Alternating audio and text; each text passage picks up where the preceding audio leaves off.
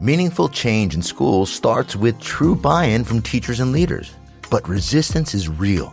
Overloaded with initiatives, educators often feel unheard and overwhelmed. Our online course, Motivational Interviewing, Getting Educator Buy-in, empowers you to create genuine collaboration, learn to build trust, align with their values, and inspire lasting commitment, not just compliance. Ready to transform engagement? Enroll now at thebehavioraltoolbox.com. Hey everyone, thanks for joining me in session 296 of the Behavioral Observations podcast. My good friend Brandon Franklin returns to the show after a very long hiatus. In fact, you'll have to go back to session 36 to hear his first appearance on the podcast, as a matter of fact. It turns out that he's been doing a lot of innovative clinical work in that time. Currently, he is the Chief Behavior Analyst for the Lee Specialty Clinic and a behavioral consultant at Kramer Behavioral Health. In these roles, Brandon has implemented various interventions to help individuals with intellectual disabilities access routine medical and dental care more successfully.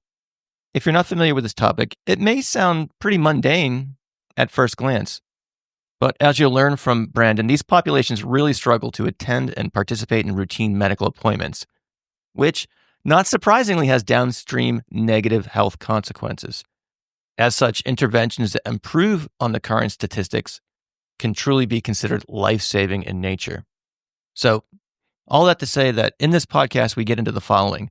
We talk about common phobias associated with medical treatments. We talk about Brandon's personal experience with the fear of flying, or aerophobia as it's known as, and what he did to improve it. We go over the basics of desensitization strategies, and we do a little history on it as well. We talk about how he and his team members use these strategies to improve the rate of successful medical appointment visits. And finally, he's doing dissertation research on this, so we get into what he's doing for his study and where he is in that process. Brandon has generously compiled a list of references, which you can find over at the show notes. So just go to behavioralobservations.com to check that out. There's a link to a Google Drive that has basically everything you want to know on this topic. I've also included links to his contact information. So if you want to reach out, he's generously made himself available to folks who are more interested in learning more about this stuff. And he'll talk to anyone and everyone about it. So again, just go to behavioralobservations.com, check out the show notes there. And while you're there, sign up for the email list, because if you haven't heard already, I send these show notes out to the email list subscribers. So it's a really easy way to get the additional information that comes along with all these episodes. So you can check it out over there. Before we get to the podcast, I want to give a shout out to the folks who make these podcasts available. And I don't say this really often enough, but these folks really do make this podcast available. So even if you're not shopping for whatever they're selling, or you're not interested in going to an event or something like that, at the very least, if you have a moment, just check it out. Go visit the sponsors' websites and things like that. It really does make a difference, and it means a lot. So, having said all that, we are brought to you by the Profound Autism Summit, and it should go without saying that I couldn't think of a more perfect episode for the Profound Autism Summit to sponsor. The Profound Autism Summit is a 2-day conference taking place on April 10th and 11th in Boston, Massachusetts. That's right, it's right around the corner. But it's also brought to you by Behavior Live, and I believe you can access that after the fact. So whether you're in Boston or not, whether you're around on April 10th or 11th or not, I don't really think it matters.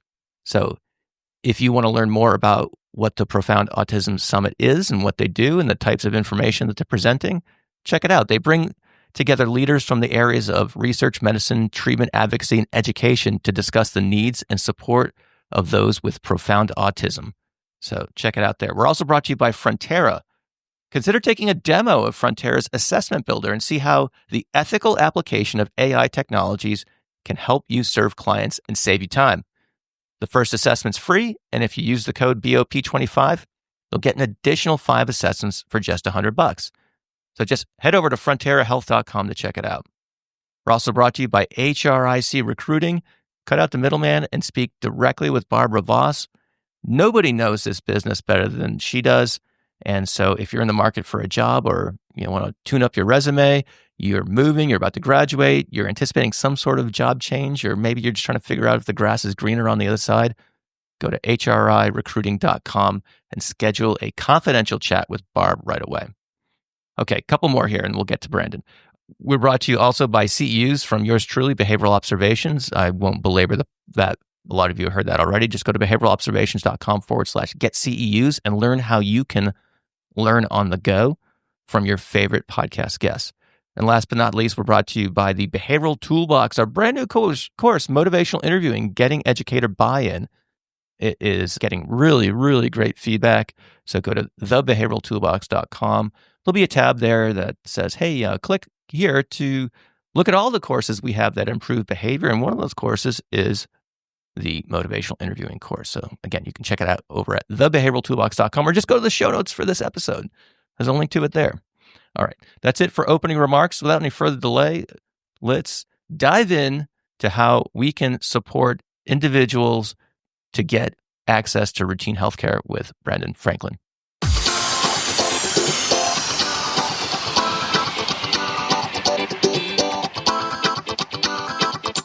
Welcome to the Behavioral Observations Podcast, stimulating talk for today's behavior analysts. Now here's your host, Matt Sicoria. Hey, Brandon Franklin, it's good to see you again. We tried this yesterday. For some reason, the Zoom file went into the ether, and you've generously extended your time to chat with me here on Behavioral Observations. So we're going to redo what I thought was a banger of an episode yesterday. So we've got some high expectations to meet. So all of that to say, welcome back again.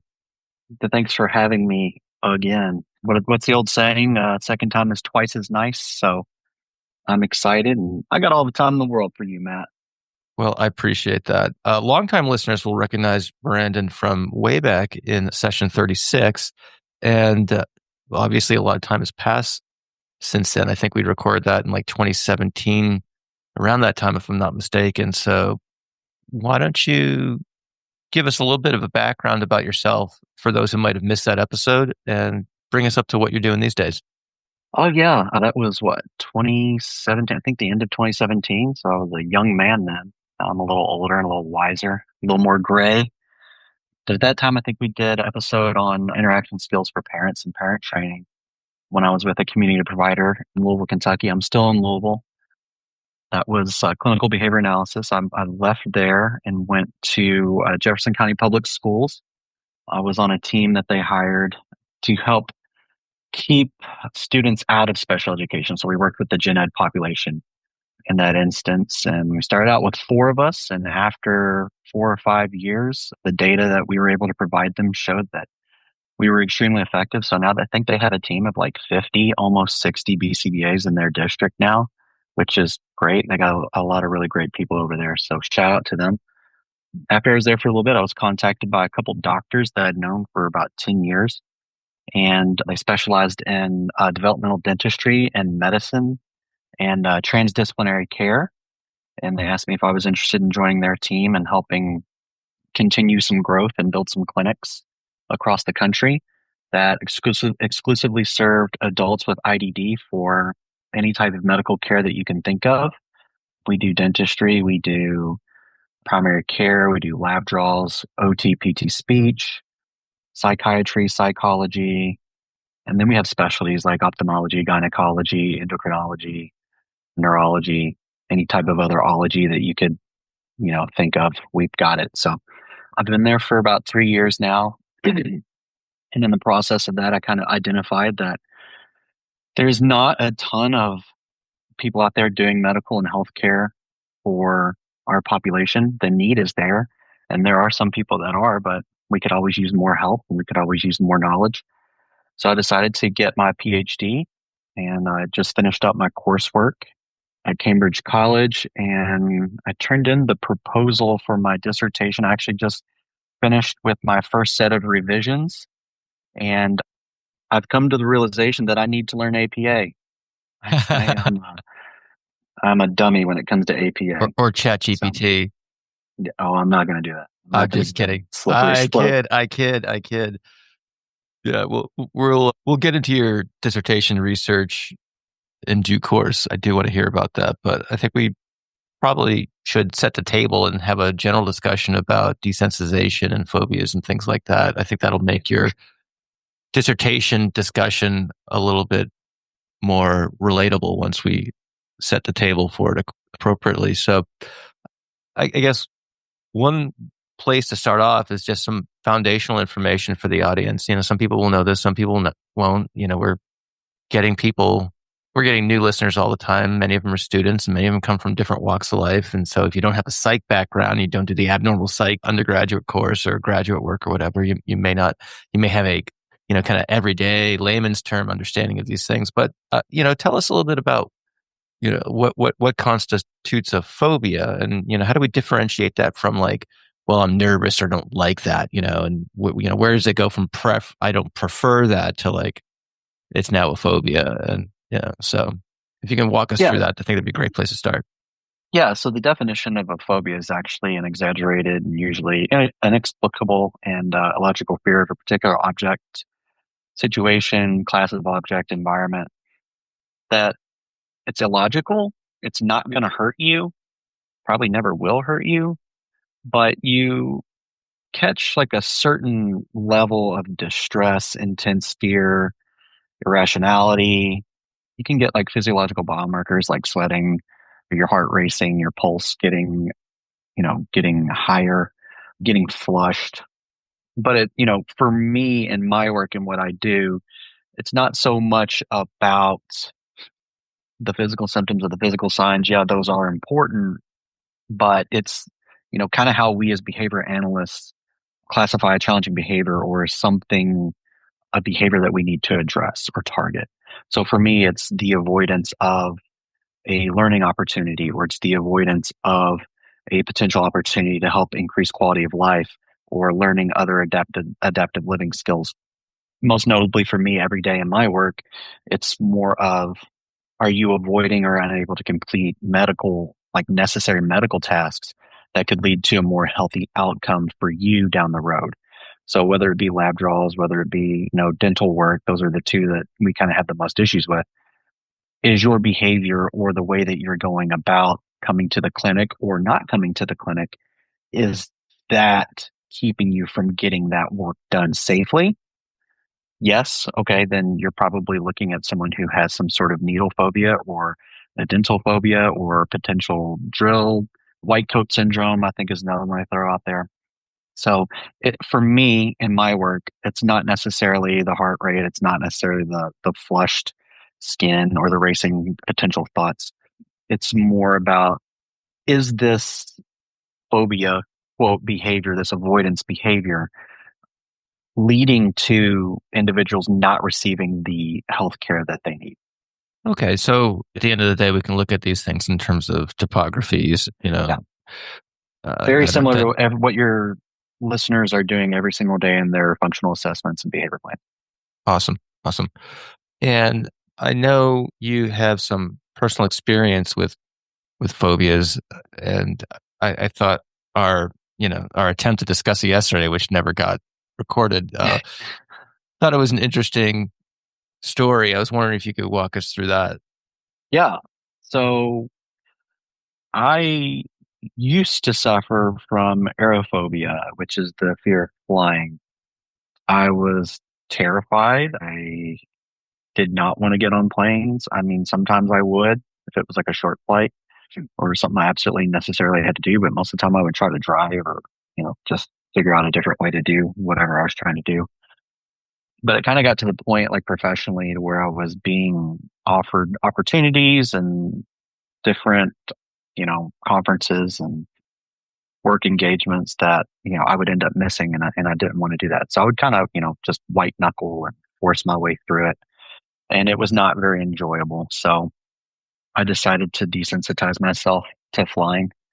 And what I did was I really kind of looked into statistics and just wanted to make sure that I informed myself with as much knowledge as I possibly could. So, if I'm on the airplane and I hear a noise or something happens, I know the order and the process in which things are happening. So I know what to expect and I know what's happening. So the first thing I did was I dove into CDC statistics. And I found that I have a 1 in 5 chance of dying from heart disease. So, the hamburgers, the cheeseburgers, Five Guys, McDonald's, they just put a new McDonald's in. I don't, there's a new McDonald's right down the street from my house. Oh, no. And I take a right out of my neighborhood. I take a right onto the main drag. I take a right into the McDonald's. I go through the drive-through. I take a right out of the McDonald's. I take a right back into my neighborhood, and then I'm right back home. So the response effort is extremely low. So the consumption of McDonald's in my household has increased quite a bit. That is more likely to kill me than, a lot of the things that I engage in my everyday life. So 1 in 5 chance from heart disease. Car accident, 1 in 101.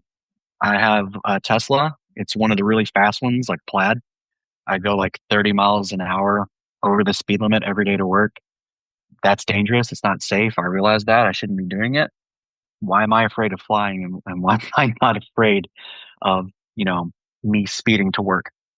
Fall is 1 in 102. You said you hadn't seen The Staircase. Did you watch it after we talked about it No, on I did not. Netflix? No, Okay, no. well, put it on your list. Anybody out there listening, you probably know what I'm talking about. It was super popular. There's a guy who knew 2 women who fell down staircases and died. So 1 in 102 around him, maybe a little higher. But Yeah, stay away from that guy. yeah, stay away from that guy. Guns, 1 in 221.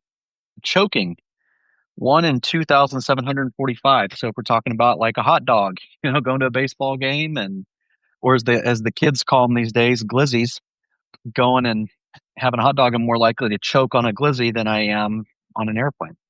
I have a dog, a miniature dachshund. He's about 8 pounds. He sleeps on my head every single night. His name is Russ. There's a 1 in 69,000 chance that Russ is going to kill me. So, the odds are low, but they're never zero, I think is what they say. Now, when I look at commercial airline crash, the CDC says that the odds of dying in a commercial airline crash are too few to calculate. Now, think about that. The odds are they can't even give me like a 1 in a million, a 1 in 2 million, a 1 in 3. Like the odds are so low, there's no calculation for that.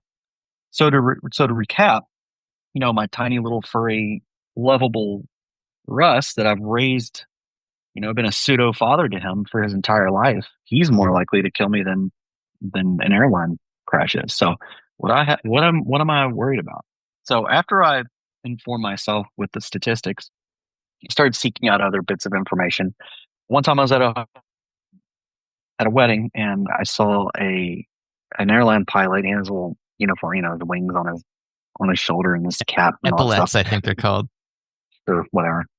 But I was like, this is a perfect opportunity for just, I had a little bit of liquid courage in me. So I just went up to him and was like, hey, man, I don't like to fly. I hate it. What can you tell me to make me feel better? Like, just give me a little insight as to what's going on up there. And some of the quotes that he gave me, like that stuck with me, was he was like, oh, man, I'm stealing money. Like, it's so easy. I'm legit up there just stealing money from the airlines. The plane flies itself. I think we're at a Hilton, and there was like a Hilton logo on the hotel, maybe like 5 floors up. He was like, you see that Hilton sign? I said, yeah. And he said, I can put in a code anywhere in the world, and the plane will fly itself directly to that logo. And then I just set it on the ground. So that made me feel a little bit better. And, he kind of rest assured that he's only there if something goes wrong, and they do a lot of training, and he's prepared for a myriad of events that could potentially take place. And then he mentioned that sometimes it's just difficult to fly through weather. Okay, I get that. So then I went and sought out information on weather. Like, how do airlines and pilots and airports deal with weather when it moves through? And I found this really awesome little graphic, and it's Hartsfield-Jackson Airport, which is the busiest airport in the world. And it shows all these little blue dots flying in, which are planes landing and coming into the airport. And then it shows the radar of the weather that moves through. And when you watch that video play through, you get to see just how meticulous and pinpointed they are in their approaches and the way they move around the weather and the box patterns and the planning that they have. And my research through that, I also found that pilots do just as much research and they do just as much prep for their flights as they do flying. So if they fly for 4 hours, they do 4 hours of prep work for that flight. before they actually go up and do it. So they are extremely prepared. They're not just hopping in saying, "Whoop, get in, let's see what happens when we get up there," which I was under the impression that's what they were doing, which is part of the problem. Oh, looky here, turbulence. Exactly. So I also I just took like a random snapshot one day on flight radar and saw all the flights that were currently in the air at that time. I can't remember. I think it was like June 28, 2020 something. It was like a long time ago, but just a random Tuesday, and there were a ton of flights in the air. And if you think that there's maybe like an air disaster every 5 to 10 years commercially around the world, maybe something along those lines. If someone handed me a lottery ticket as I got on the plane and said, if we draw this ticket, everybody on this plane wins $1 million. Okay, so who else is getting tickets? Everybody else that flies for that 10 years. Why would I think that I'm going to win that lottery, right? Because it's a good thing. Oh, no, I would never win this, and toss it in the trash can, right? Why do I think that something bad is going to happen to my plane as well? Like, I kind of had to reverse the thought process of, well, if they handed me something like, oh, you're going to win a whole bunch of money. Yeah, right. That's never going to happen. Why do I think that my plane is going to be the one that goes down? So it was almost kind of like a light bulb moment for me in that moment, just kind of like, why am I scared of this? This is it's illogical, and it's just kind of ridiculous. I also started watching social media. The algorithm caught me and drugged me in because it noticed I was doing a lot of research on airplanes and flights. So I started seeing a lot of videos, and I'm watching pilots land the plane with one hand and talk to the first captain probably about their sports bets that they lost the night before, like it's nothing, like they're parking a car. I'm watching autopilot correct an airplane flying through turbulence, and also found out that turbulence has never brought an airplane down. It's just bumps in the road, like potholes that you would run over. I'm also learning about air pressure, and there's something called like the Jello theory, to where your plane has as much air pressure underneath it as it does above it and on its sides. And in that case, your plane's not just going to drop out of the sky. There's as much air holding it up as there is pressing it down. So it's almost like your plane is in like a little cup of jello, just kind of wiggling around. So I found that to be pretty useful and helpful. I also looked at the technology and understand exactly what they have at their disposal in the cockpit. So I know that they have all these tools, all these radars.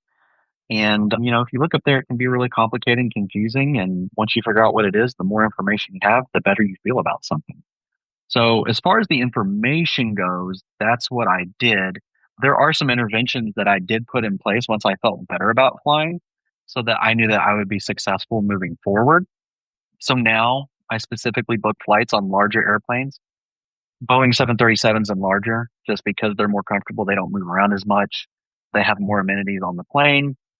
I have what I call the go zone and the no zone. I'll sit up front in the aisle, so I feel less turbulence or less movement. And when I'm in the aisle, most of the time I don't notice when we're landing because I'm either watching TV or doing something else. And the takeoff and the landings were the times when I'd kind of bug out the most. So now I'm kind of putting myself in a place to where I don't notice that as much. I'm not feeling the movement as much. I'm looking at turbulence forecasts before I get on a plane, so I know exactly what to expect and when. So if I see that there's light turbulence, near our destination, then I'm preparing myself and I'm ready for that. It's not catching me by surprise. Or if I see there's heavy turbulence, then I know that we're probably going to be pretty bumpy for most of the flight, and that's okay. It's just something I need to just relax and chill out through. I also use the television screens. I'll put like CNN or ESPN just in the headphones, not as I'm necessarily watching it or paying attention. It's just if I was in my living room, I would have some background noise like ESPN or CNN playing, like it would be a normal day. So it kind of normalizes my situation and relaxes me and puts me back into my living room, even though I'm sitting on an airplane 38,000 feet in the sky. I have kind of some if-then contingencies for myself. The lounges. Who doesn't love free booze, right? So if I get on a plane and I, fly to my destination or fly to my connecting airport, I have access to an airport lounge where I have free food, free alcohol, free Wi-Fi, clean bathrooms. And then I always finish up with probably the most scientific datum point that there is are the experiences that I would miss out if I didn't get on an airplane and fly. And, I'm going to New York for my best friend's bachelor party, going to baseball games with my son, Disney World with my family. all the friends and memories and people that I've met and made at conferences. And you and I met, 2016, 2015. It was a long time ago in New Orleans.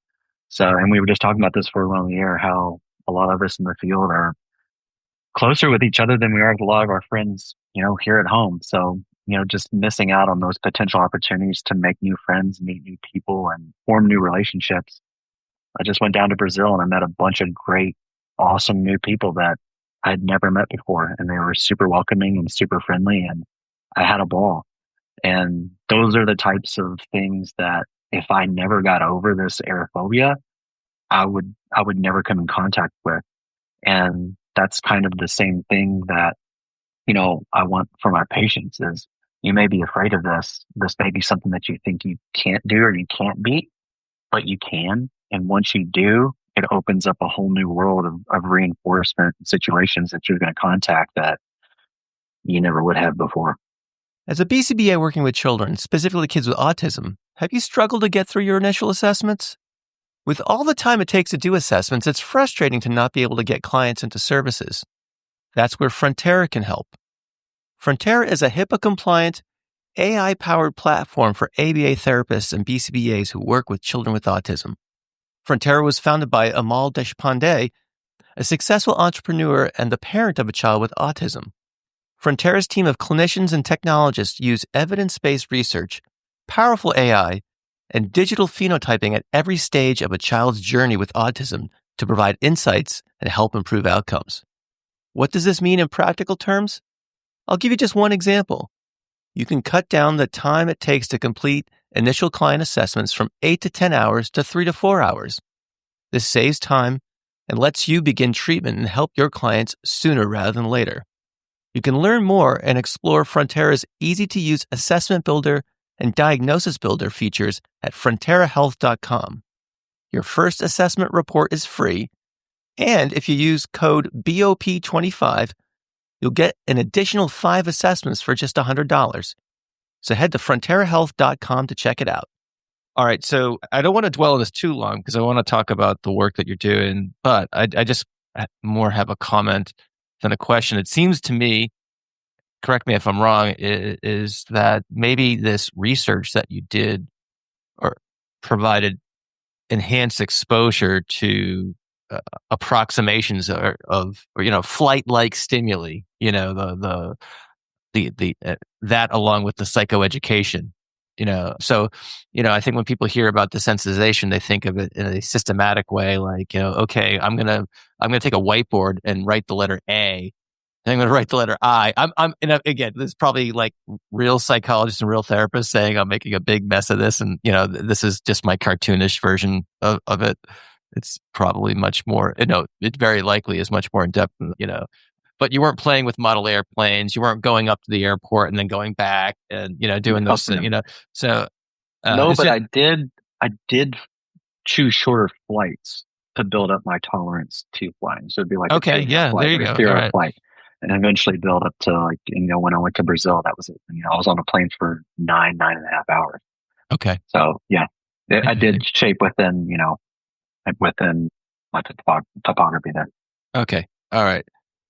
Interesting. I could go on and on about that because I just find it fascinating, but we want to talk about some of the statistics for the people that you serve. And there's a lot of, frankly, depressing statistics about the access to healthcare that people with intellectual disabilities have and how that leads to some negative health outcomes. Do you want to take a minute and just kind of run through those so we can understand the magnitude of this problem? Yeah. And one of the biggest problems that we have, and it kind of starts, in the waiting room, is our patients, especially with disabilities, have a higher level of needle phobia than, their peers in the general population. I think in the general population, needle phobia is about 5%, according to Rava et al. In 2023. And the IDD population has a needle phobia rate of around 15%. So that's important because if you think about a lot of the preventative care or just, restorative care in dental as well, it involves needles. Think about immunizations.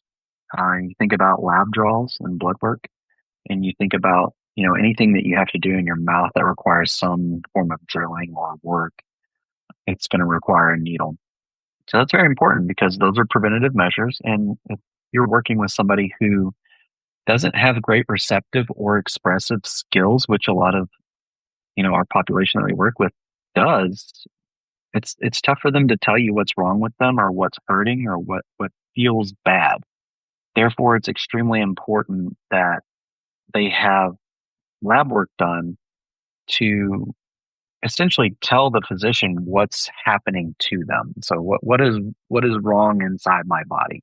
And that requires a needle. So sometimes needle phobia can prevent, preventive health care and, contribute to poor health outcomes.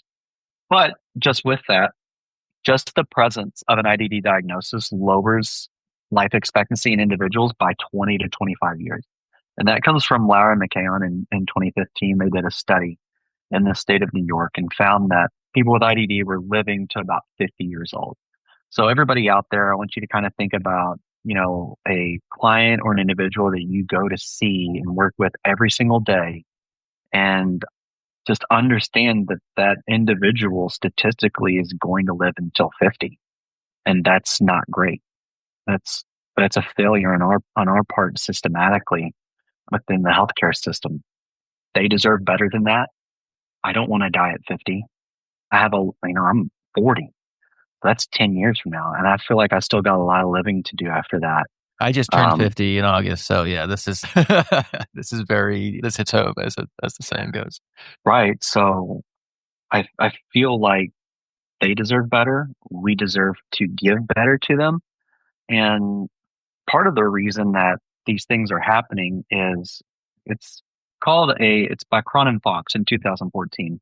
It's called the Cascade of Disparities. And what it does is it walks you through different levels and things that are happening throughout our system for individuals with IDD and the impact that has on leading to poor health outcomes. So ultimately, to begin with, we have individuals who are born with and predisposed to suffer from the effects of adverse health conditions at a higher rate than the general public. That's just the nature of the beast. That is what it is. We're trying to correct that. We don't know specifically why people are born with IDDs. We have ideas, but we don't know specifically how to correct them yet. So this is just something that we have. We need to work with it.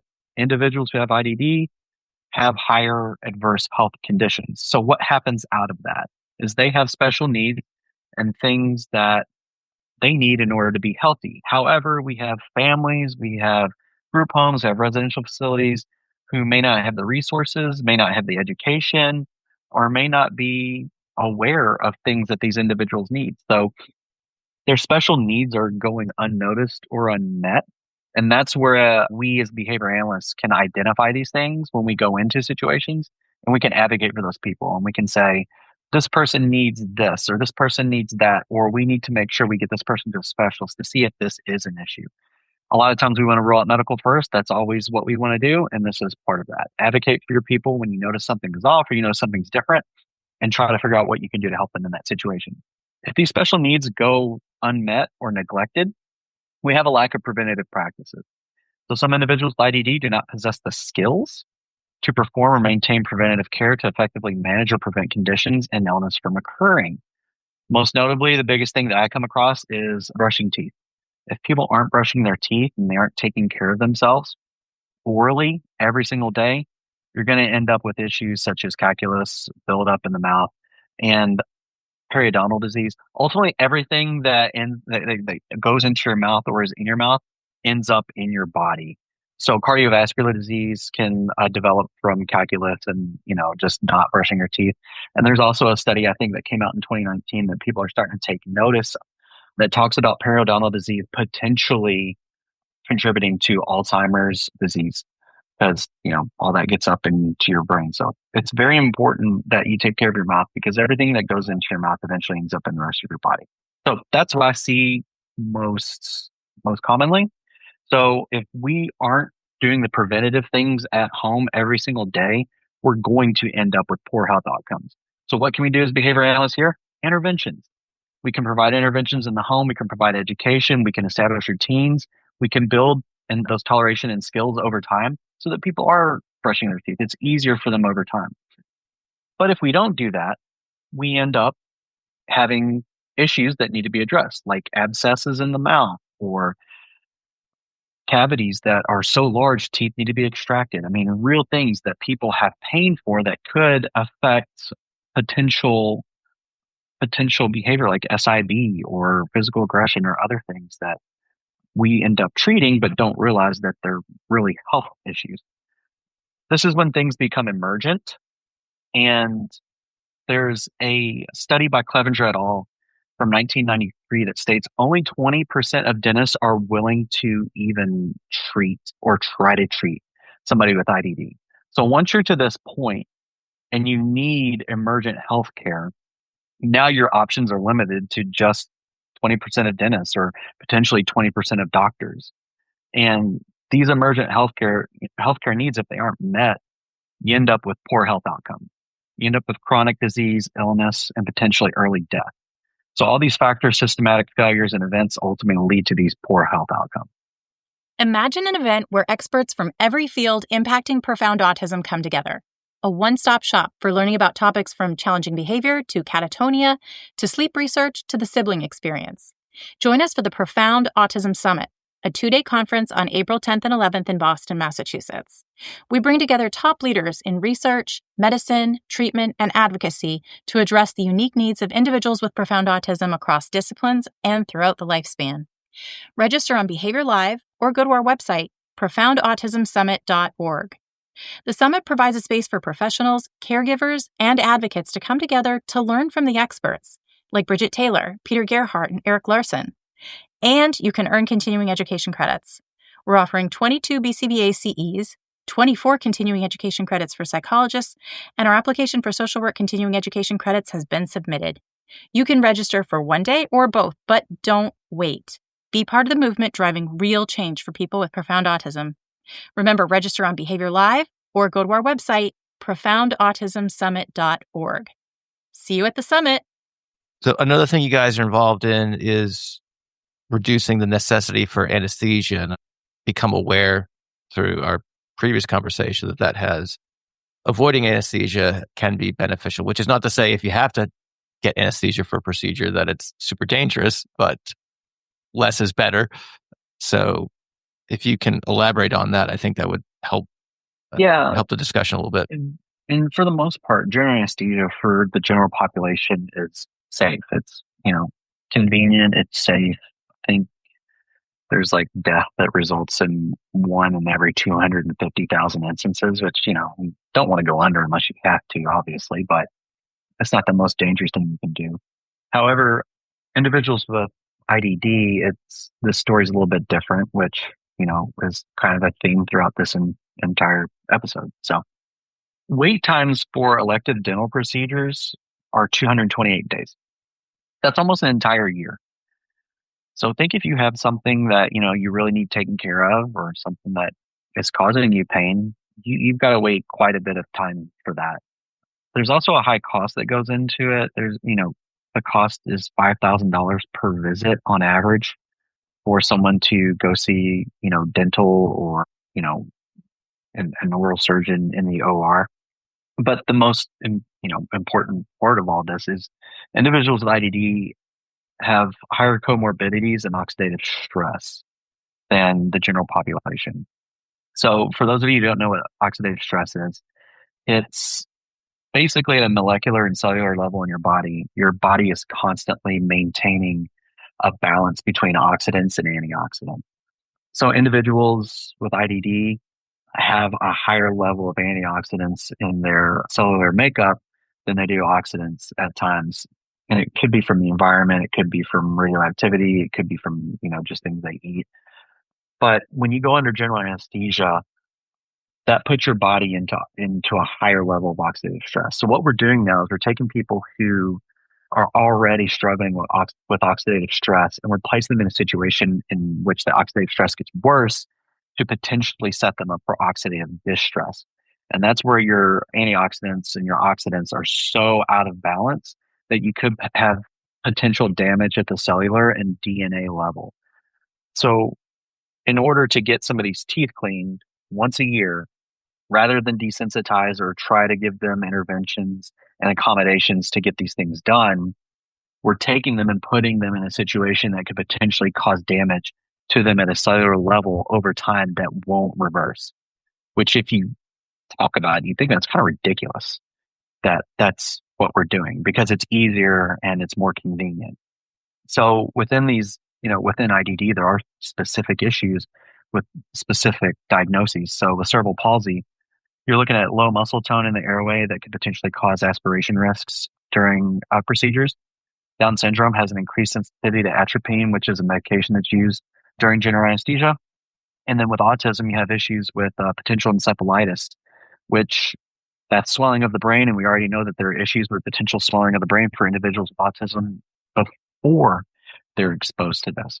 So the things that we're doing under general anesthesia, in notwithstanding the fact that you have to take someone off their medication and there's potential medication interactions, they can't eat for a certain amount of time, they wake up and they're confused.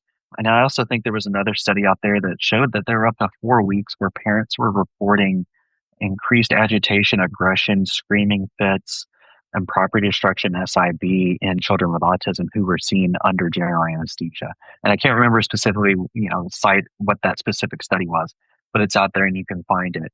So it's not the same for us when we go under general anesthesia and you wake up and you're like, oh, what happened? And they hand you a Shasta and then you eventually get wheeled out and you go home. It's a little more complicated for those individuals, and it's not necessarily for the same type of procedures. We're not talking about having your ACL reconstructed or, your kidney taken out or, whatever. It's just to get your teeth cleaned. And I think we talked about yesterday, you said you get your teeth cleaned 3 times a year, right? Something like that, yeah. Yeah. So you need your teeth cleaned more than once a year, and you can only go under general anesthesia for dental procedures. Most of the time they allow you just do that once a year. That's all insurance will pay for. So on top of all this other calamity that I've just explained as issues with general anesthesia, now we're just treating people once a year, and we're trying to do fillings, we're trying to do bridges, whatever else that person may need, and cleanings all in one shot. It's just a lot for one person, and then it's not enough care over the course of a year. So there's a lot of issues with general anesthesia, and that's why we at the Lee Specialty Clinic and Kramer Behavioral Health, where I do my work, we try to keep people out of the operating room under general anesthesia as much as possible. Are you looking for a new job, but you're overwhelmed with all the emails that you're getting from various ABA agencies? What if there was someone who was in your corner and could help you find the perfect job placement? Well, that person exists. Barbara Voss has been working as a recruiter for over 30 years, and her company, HRIC, specializes in placing BCBAs in permanent full-time positions throughout the United States. Barbara has been placing BCBAs since 2011, so she knows our business, and she offers personalized service to any BCBA looking for a new position. She also helps companies looking to hire BCBAs too. Here are just some of the things Barbara can help you with. She can provide information about salary ranges in different markets across the country. She can help you write your resume. She can coordinate and prepare you for the interview process, and even help negotiate the right salary for you. And best of all, there are no charges to any candidate for all of these services. When you're ready to make a change and want to work with someone who will listen to you and understand what you need in a new position, contact Barbara at HRIC. To schedule a confidential discussion, head over to hricolorado.com. Again, that's hricolorado.com, and hit the contact button to connect with Barbara. You won't be disappointed. All right, so the solution to this involves some sort of desensitization, and I know you've done some scholarship in this area about the, how it's been used, how it's been developed, and things like that. Let's get into that for a few minutes, and then I want to turn to some of the strategies that you and your colleagues are using in the clinic. Yeah, so I do want to ask you who discovered desensitization, but you already know the answer to this. Yeah, and I got it wrong for those. You got it wrong yesterday. Yeah, I was incorrect. I guessed incorrectly. So go ahead. Well, let's replay yesterday. Hey, Matt, do you know who discovered desensitization? Yes, Dr. Mary Cover Jones, obviously. That's not how it went. You said Joseph Bolt. You said Dr. Joseph Bolt. I don't know about that. Anyway. The footage was lost, so who knows? Who knows what happened, Brendan? We'll never know. So he is indeed right. Dr. Mary Cover Jones was the first published case of desensitization in 1924. She published an article called A Laboratory Study of Fear, the Case of Peter. And then first, I just want to take a sidebar here and be like, a woman in 1924 discovered this, published it, what a badass. And we're still talking about it today. So hats off to her. Yeah, definitely. In my studies and the things that I've done, I've grown so fond of her and her work, and it's just holy moly, I can't even imagine being in her place in the world that she lived in and doing this. It's crazy. So I just wanted to throw that out there because I admire her a whole lot. But anyway, she was sitting in a presentation. She was one of John Watson's students. And she's sitting in a presentation that he was giving. And he's like, oh, I've taught this child to be afraid of a rat. And she thought to herself, this is kind of dumb. Why would you want to make someone afraid of something? I don't understand making a child afraid of a rat. It's kind of callous. So what she did was she's decided, I'm going to do the same thing with the same principles, but I'm going to make a child who already has an established fear and phobia, a rabbit, I'm going to make them unafraid. So what she did was she took, I think he was about 2 or 3 years old, a child named Peter, and he was afraid of a lot of things that were furry. So it was kind of like a class response, like fur coats, feathers, and she decided she was going to use a rabbit. And what she did was she brought the rabbit in a cage and just sat him in the room with Peter, and Peter would cry and try to avoid and get away. But eventually what she did was she had this rabbit in the cage and eventually got closer, took the rabbit out of the cage. And by the end of the study, Dr. Cover Jones had Peter holding the rabbit. The rabbit was nibbling on Peter's fingers. He would help take care of the rabbit. He enjoyed the rabbit. He was laughing and playing and, would look for the rabbit in certain circumstances. And she did this by providing constant reinforcement while in presence of the rabbit. So it was also kind of a shaping procedure as well. She did a preference assessment and she found that he liked this specific kind of cookie or candy. I can't remember. It was some sort of edible treat that he enjoyed. And she would just kind of shove those down his throat as the rabbit was present. And eventually, by the time everything was over, Peter loved the rabbit. So after that, Dr. Joseph Volpe in 1958 wrote Psychotherapy by Reciprocal Inhibition. And it was in this publication that he introduced what we know as systematic desensitization, which is what most people associate desensitization with anyway, which is why her answer on who discovered desensitization was Dr. Joseph Volpe. Anytime I do a presentation, that's the answer I get, so don't feel bad. It's never Dr. Mary Cover Jones. So in systematic desensitization, there's 3 steps. Dr. Volpe published that you want to identify a hierarchy of anxiety, you want to teach relaxation techniques, and you want to counter condition through exposure, through incremental exposure. So first off, what is a hierarchy of anxiety? Think of something that you're afraid of. A simple example would be like a spider. That's the one I use the most. And you would label steps from least intrusive or least scary or the least bothering thing that you could potentially do with a spider or about a spider, and you work your way up to the most intrusive or the most bothersome. So step 1 would be think about a spider. Step 2 would be look at a photo of a spider. Step 3 would be look at a real spider in a closed box. Step 4 would be hold the spider or hold the box with the spider in it. And you work your way all the way up to let the spider crawl on your bare arm. So if you think you have a phobia, you're scared of spiders, letting a spider crawl on you is pretty intense. And I always think about Home Alone when Kevin picks up the tarantula and drops it on Marv's face. And that kind of eats me. I'm not really scared of spiders, but having a full blown tarantula put on your face, that's pretty a stretch. Intense. Yeah. So then what you're going to do is you're going to teach relaxation techniques after you've developed the hierarchy of anxiety. So there's a couple different things that you can do. You can do progressive muscle relaxation, and that's flexing your muscles up. There's 20 different muscle groups in your body that they describe.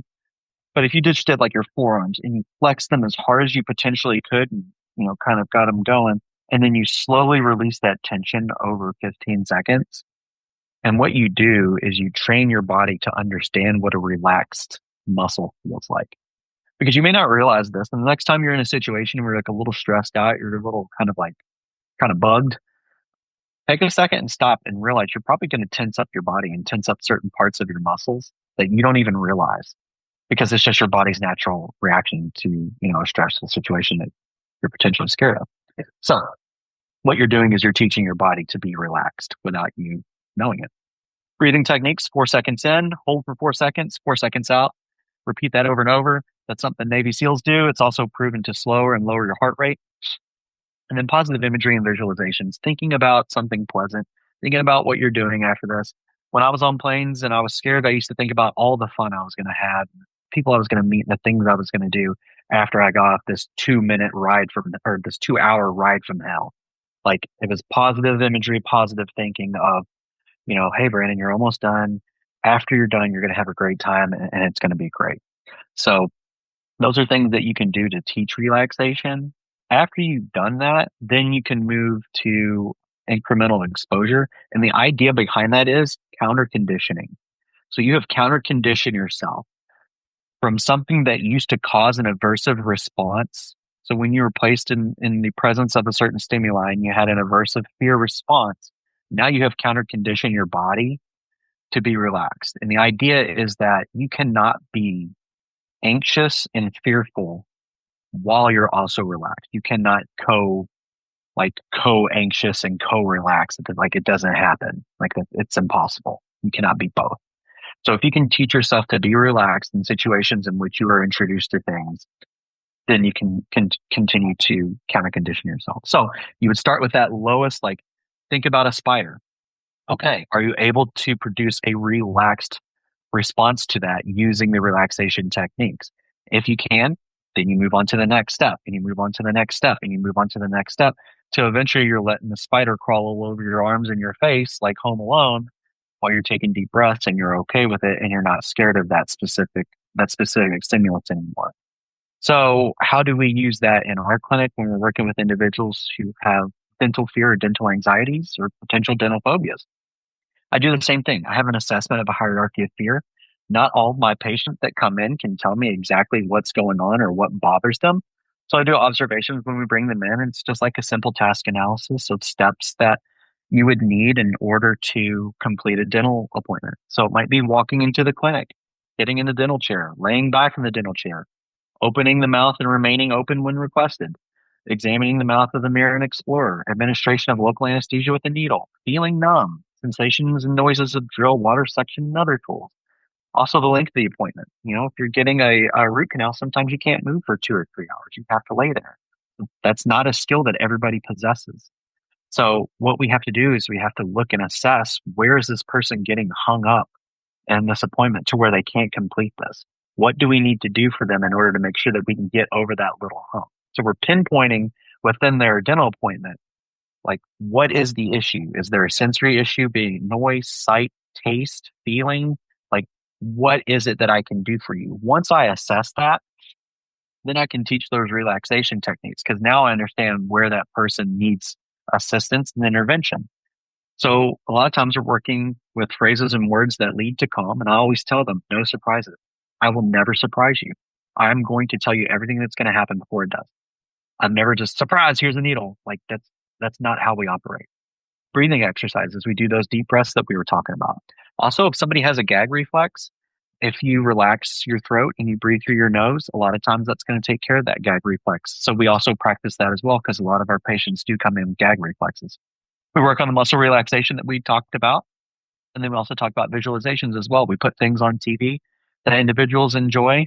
It could be like, sometimes we use lava lamp stuff, flowy things, sensory, sea turtles floating, fish swimming around, or it could be a favorite TV show that just puts somebody at ease.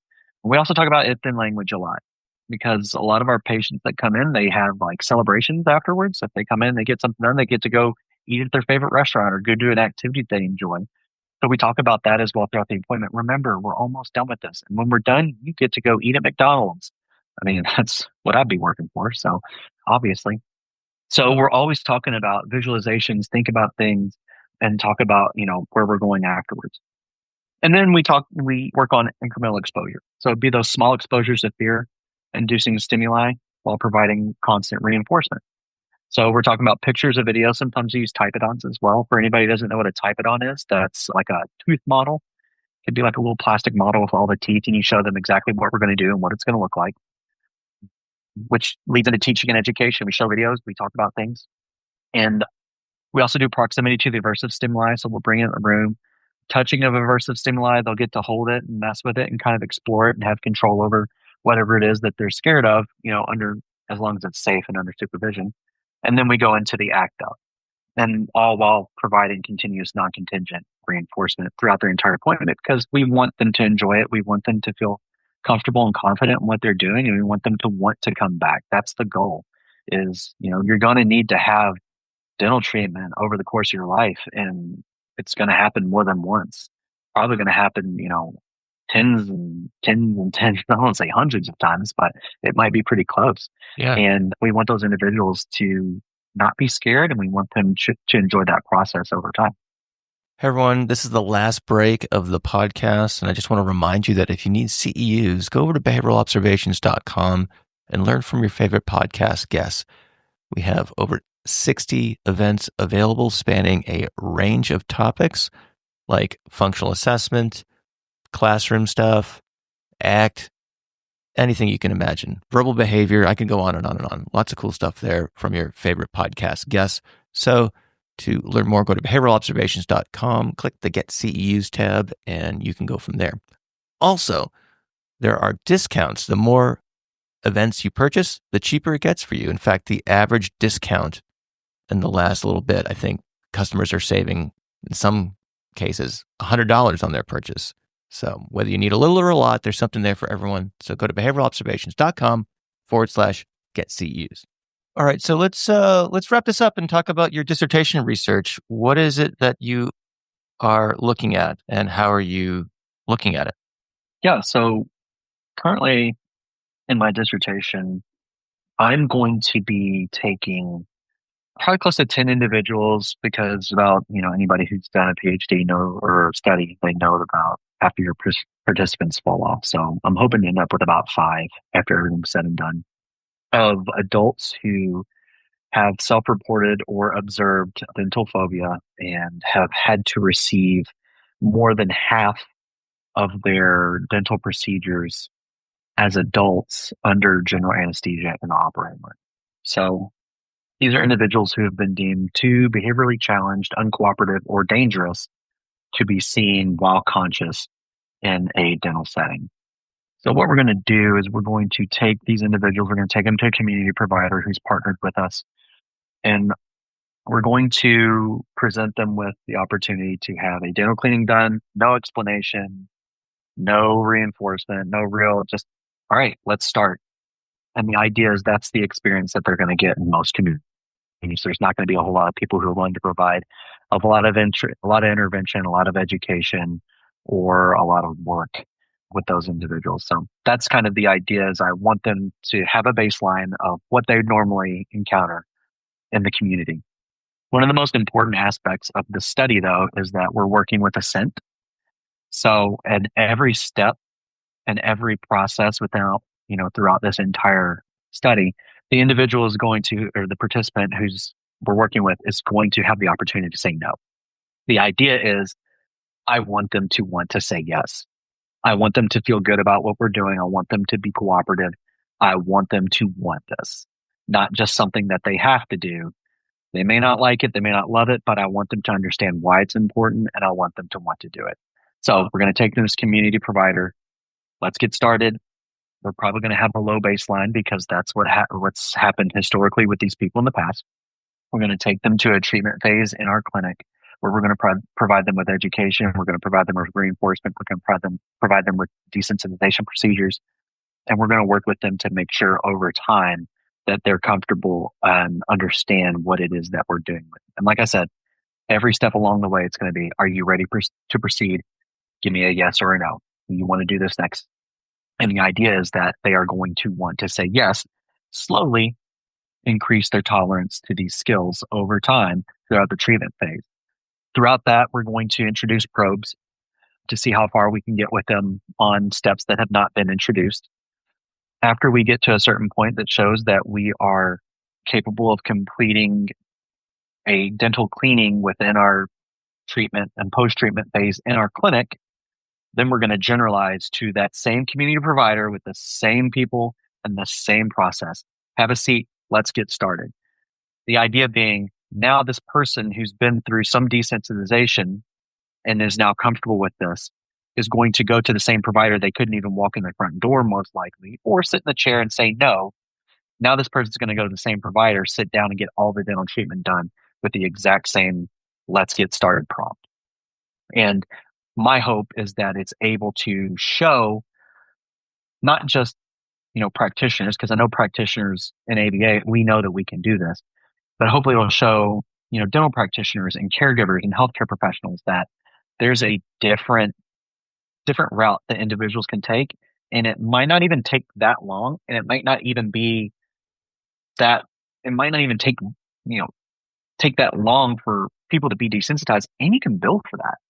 So if you really truly want to help individuals who have IDD, that 20% who do want to try to see people, maybe they will partner with a BCBA and see if there's something that we could potentially do to get these people out of the operating room of general anesthesia to be seen, in the community provider's office without any interventions needed after the desensitization process takes place.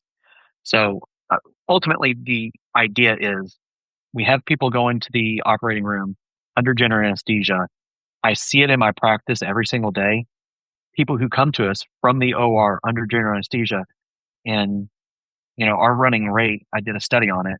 It's about 33% of the people who come in from the operating room don't really need intervention. They just sit down and get done what they need to get done. So why are they going? Is it because they had one bad experience because one provider thought they needed, or is it out of and now it's in their file saying this person needs to go under for X, Y, or Z. Yeah. I've so seen hopefully that before. through this study, it's going to open some eyes to people thinking that we got people going to the OR for no reason, or we have people going to the OR who can be seen in a community provider's office with just a little bit of treatment. All right. And when do you expect to start seeing some results? Oh man, I don't know. I got a really tough committee that's going over everything I do with a fine-tooth comb, and they're roasting me like a pig on a spit, which I deserve. So the proposal is going back to them now. So I'm hoping maybe by winter to have some full-blown results. I'm trying to get it done, but also I'm trying to balance, getting it done and getting it out there, but making sure I do this correctly and put out a good product. That I'm very cognizant that there are practitioners out there who may not have a ton of resources. So I'm trying to balance putting a product out there through the study that anybody in any situation can pick up and use. Because ultimately, if only a finite percentage of people with a whole lot of resources can use this study or use the intervention that I'm providing, then to me, it's kind of useless. It's just self-gratification of that's not the work. So a truly socially valid outcome, so one would argue. Yeah. So hopefully winter I'll have some results, but if things pick up and I learn how to use APA correctly and write coherently, then maybe fall. All right. Very good. Well, sounds really exciting. Sounds like a mission that is just tailor-made for behavior analysis. And I appreciate you coming on the podcast to talk about this really important work, Brandon, twice. So Yeah, no problem. Happy to come on and talk to you anytime about anything. But also, if anybody out there has any questions or they want to look further into this, I'm going to give Matt my information so you can reach out to me and contact me if you need to, because I would be happy to talk to anybody about this on how to get started or what to do so you can start helping your clients and families that may need help with this, because it's a very important topic and subject that I think a lot of people struggle with just knowing how to get started. Yeah. And we'll make sure that we'll put like your LinkedIn, we'll put a link to your LinkedIn profile. People can ping you that way. And you said you had like a Google Doc or something like that with all the references on it. So we'll get that in the show notes as well. So, which I forgot to say, which I usually say multiple times in the show notes are your friend. Just go to behavioralobservations.com or go to behavioralobservations.com and sign up for the email list. So you'll get the show notes sent directly to your email box. All right, folks, that's it for our show today. Brandon, thanks again for joining me. And yeah, I'm looking forward to hearing your studies results in the future. Thank you for listening to the Behavioral Observations podcast with Matt Sicoria. You can find Matt's notes on this episode at www.behavioralobservations.com. We also invite you to stay connected with us on Facebook at facebook.com/behavioral observations and on Twitter at Behavior Podcast.